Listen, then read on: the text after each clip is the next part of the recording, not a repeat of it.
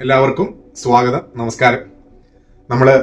നമ്മുടെ യൂട്യൂബ് ചാനലിലെ സബ്ജക്റ്റ് ഇന്ന് മുതൽ എന്ന് പറയുമ്പോൾ മുൻപുള്ള ഒരു വീഡിയോയിൽ നമ്മൾ എല്ലാ വിഷയത്തെക്കുറിച്ചും സംസാരിക്കാം എന്ന് പറഞ്ഞ് തുടങ്ങിയിരുന്നത്. എന്നാൽ ഏറ്റവും കൂടുതലും ഇഷ്ടവും താല്പര്യവും അറിയുവാനുള്ള ആകാംക്ഷയുള്ളതും പാഷനുള്ളതുമായ ഒരു സബ്ജക്റ്റാണ് ജ്യോതിഷം.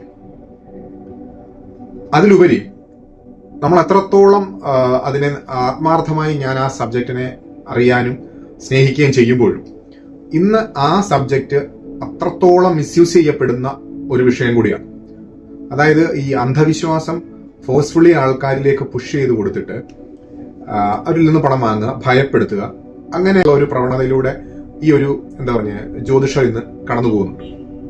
ജ്യോതിഷ ശാസ്ത്രം എന്ന് പറയുന്നത് ശരിക്കും ഞാൻ ഏകദേശം ഒരു 16-17 വയസ്സിൽ പഠിക്കാൻ ആരംഭിച്ചതാണ്, ഗുരുവിൽ നിന്ന് തന്നെ. ഇപ്പൊ എന്റെ ഗുരുക്കന്മാര് എന്നെ പഠിപ്പിച്ച പല ഗുരുക്കന്മാരായിട്ടുള്ളവരും ഞാൻ ഇന്നും പഠിച്ചുകൊണ്ടിരിക്കുന്നു. അപ്പൊ ആരിൽ നിന്നും ഞാൻ ഒരിക്കൽ പോലും കേൾക്കാത്ത ഒരു വാക്കാണ് നമ്മളൊരു പണം പറഞ്ഞ്, അങ്ങനെ ഒരു റേറ്റ് പറഞ്ഞ് ചെയ്യുന്ന ഒരു ബിസിനസ് ആണിതെന്ന് ഒരിക്കലും എന്റെ ഗുരുക്കന്മാരും ആരും എന്നെ പഠിപ്പിച്ചിട്ടില്ല. പക്ഷെ ഇന്ന് ഇത് വലിയ രീതിയിൽ മിസ്യൂസ് ചെയ്യപ്പെടുകയാണ്. ഓരോരുത്തരും അവരുടെ കൺസൾട്ടേഷൻ ഫീസ് ഇത്ര രൂപ, പണം വേണം, പണം സ്വാഭാവികമാണ്, എല്ലാവരുടെയും കാര്യങ്ങൾക്ക് പണം വേണം. പക്ഷെ അതൊരു കച്ചവടമായി മാറുമ്പോൾ സ്വാഭാവികമായും ഇതുപോലെയുള്ള ഒരു വിഷയത്തിന് അല്ലെങ്കിൽ ഒരു മേഖലയ്ക്ക് വലിയ തരത്തിലുള്ള മൂല്യച്യുതി സംഭവിക്കും. അതുകൊണ്ടുകൂടിയാണ് അതിലേക്ക് തന്നെയാകാം നമ്മുടെ ചാനലിലൂടെ സംസാരിക്കുന്നതെന്ന് ഞാൻ കരുതുന്നു. ജ്യോതിഷം ശരിക്കും സത്യസന്ധമായ അർത്ഥവത്തായ യാഥാർത്ഥ്യങ്ങളെ കൃത്യമായി കാൽക്കുലേറ്റ് ചെയ്ത് ഒരാളിന് നമുക്ക് പ്രവചിച്ച് അല്ലെങ്കിൽ പറഞ്ഞു കൊടുക്കാൻ കഴിയുന്ന ഒരു വിഷയം തന്നെയാണ്. അതിന് കൃത്യമായ കണക്കുകളും കാര്യങ്ങളും കാൽക്കുലേഷനും ഒരാളുടെ ജാതകം എടുത്ത് മുൻപിൽ വെച്ചത് കൊണ്ട് മാത്രമായില്ല.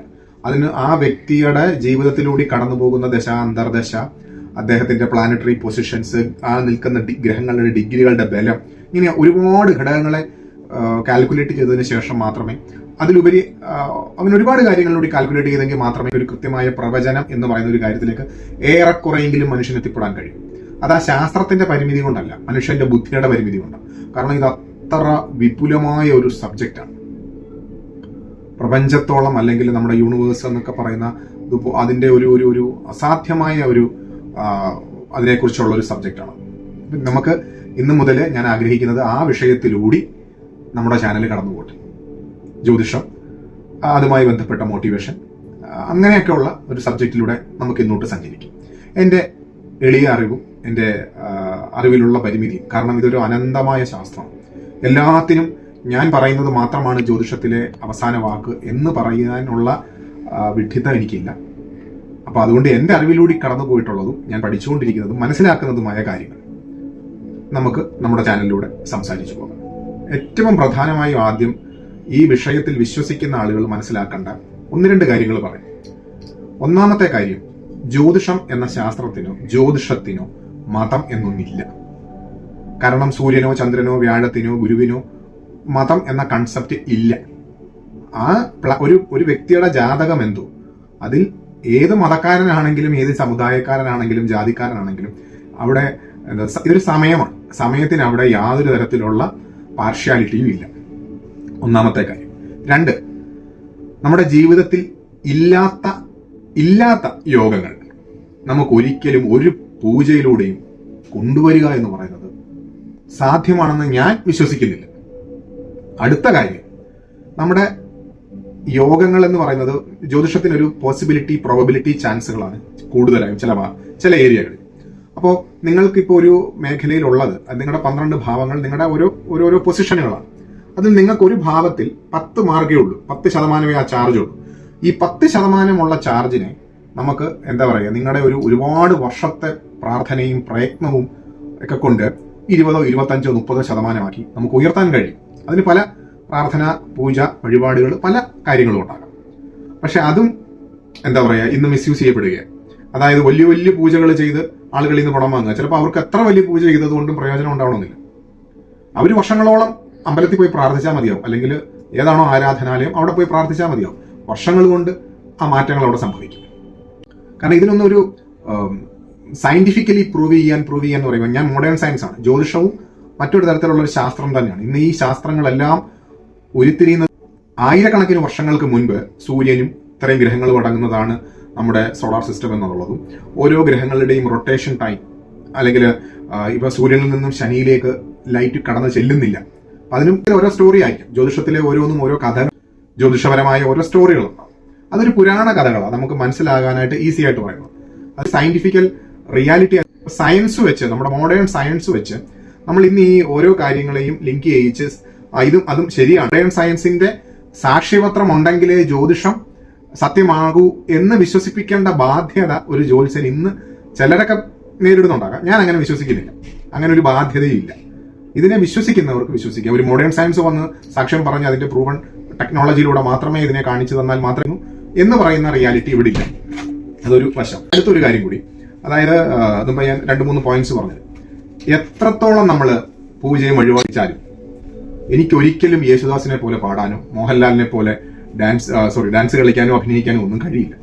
കാരണം അദ്ദേഹത്തിന് അത് ജന്മസിദ്ധമായി കിട്ടിയ വരവും കഴിവും യോഗവും ഭാഗ്യവും ഒക്കെയാണ്. അപ്പോൾ എത്രത്തോളം ചെയ്താലും എത്തിപ്പെടില്ല ആ മേഖലയിലേക്ക്. പൂജകളും വഴിപാടുകളും കൊണ്ടുവന്നു പ്രയത്നം കൊണ്ട് എനിക്ക് ഒരു മാർഗം യേശുദാസിന് 100 മാർഗമാണെങ്കിൽ എനിക്ക് പ്രയത്നം കൊണ്ട് 10 മാർഗമാക്കാം. അപ്പോഴും ഞാൻ യേശുദാസ് ആവില്ല. അപ്പൊ നിങ്ങളെ യേശുദാസ് ആക്കാം, അല്ലെങ്കിൽ മോഹൻലാലാക്കാം, കോടീശ്വരനാക്കാം, അതിനപ്പുറത്തെ എന്തെങ്കിലുമൊക്കെ ആക്കാം എന്ന് പറഞ്ഞുകൊണ്ട് പൂജകളും വഴിപാടുകളും നടത്തുന്ന ബിസിനസ് ലോബികൾ, അല്ലെങ്കിൽ നിങ്ങളെ നമ്മുടെ ആഗ്രഹങ്ങളാണ് അന്ധവിശ്വാസത്തിലേക്ക് നമ്മൾ എടുത്ത് ചാടുന്നത്. ചാടിയിട്ട് അതിനെ അതിന്റെ പിന്നാലെയുള്ളൊരു എന്താ പറയുക, അതിലേക്ക് എത്തിപ്പിക്കുന്ന ഒന്നാണ് ഈ ജ്യോത്സ്യന്മാരും ഇങ്ങനെയുള്ളവരും. അവരിന്ന് അതിനെ ഒരു ബിസിനസ് ആക്കി മാറ്റുന്നിടത്ത് ഈ വിഷയം മുമ്പേ ഞാൻ പറഞ്ഞത് തോറ്റി. അപ്പോൾ 2-3 പോയിന്റ്സിലൂടെ ഞാൻ ഇന്നത്തെ വിഷയം പറയാം. ഇതിന് മതമില്ല. ഇതിനൊരു എന്താ പറയാ, ഇല്ലാത്ത ഒന്നിനെ ജ്യോതിഷത്തിന് പൂജകൾ കൊണ്ടൊരു യോഗത്തെ ഉണ്ടാക്കാൻ കഴിയില്ല. ഉള്ള യോഗങ്ങളെ നമുക്കല്പം കൂട്ടിയെടുക്കാനും ഉള്ള ദോഷങ്ങളെ നമ്മുടെ പ്രാർത്ഥനാ വഴിപാടുകൾ കൊണ്ട് കുറയ്ക്കാനും സാധിക്കും.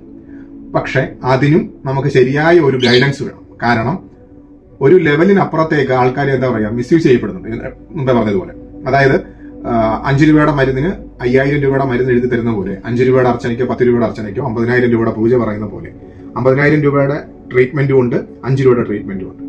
അതേപോലെ തന്നെ പൂജകളുമുണ്ട്. അപ്പോൾ എല്ലാവർക്കും ഈ വലിയ വില കൂടിയ പൂജകളുടെ ഒന്നും ആവശ്യം ഉണ്ടാവില്ല. ചിലർക്ക് ചില പ്രശ്നങ്ങളുണ്ടാകാം. അതിന് ചിലപ്പോൾ പരിഹാരം വർഷങ്ങളോളം മരുന്ന് കഴിക്കുക എന്നുള്ളതാകാം, വർഷങ്ങളോളം. അപ്പോൾ അതിന് ചെറിയ ഒരു വേരിയേഷൻ ഉണ്ടാവും. അങ്ങനെ കാര്യങ്ങൾ മുന്നോട്ട് പോകും. അതല്ലാതെ അത് ക്വിക്കായിട്ട് മാറി നാളെ എല്ലാം ഒരു സുപ്രഭാതത്തിൽ മാറ്റി മറിക്കാൻ കഴിയുന്ന അത്ഭുതങ്ങളൊന്നും ഒരു നിമിഷത്തിൽ ഉണ്ടാകുക എന്ന് പറഞ്ഞാൽ അത് അത്ര വിശ്വാസയോഗ്യമല്ല. അതിനകത്തൊരു കച്ചവട തന്ത്രം കൂടി ഉണ്ടാവും. അതിലും കൂടി ഒരു കാര്യം കൂടി പറഞ്ഞു വെക്കാം. ഈ ജ്യോതിഷ വിഷയം സംസാരിച്ചതുകൊണ്ട് ഒരു ജ്യോതിഷൻ തന്നെ പ്രശ്നം നോക്കുകയും ആ ജ്യോതിഷം തന്നെ നിങ്ങൾക്ക് മറ്റൊരു പൂജ വഴിപാടുകൾ അദ്ദേഹം തന്നെ ചെയ്തു തരികയും ചെയ്യുന്നുവെങ്കിൽ ദയവ് ചെയ്ത് നിങ്ങൾ അങ്ങനെയുള്ള കാര്യങ്ങളിൽ അത്ര എന്താ പറയാ ഇമ്പോർട്ടൻസ് കൊടുക്കരുത്. അങ്ങനെയും കൂടി ഒരു അപേക്ഷയുണ്ട്. അപ്പോൾ ഇതിലെ ഓരോരോ വിഷയങ്ങളും കാര്യങ്ങളും ഒക്കെ ആയിട്ട് നമുക്ക് 1 by 1 ആയിട്ട് സംസാരിച്ചു വരാം.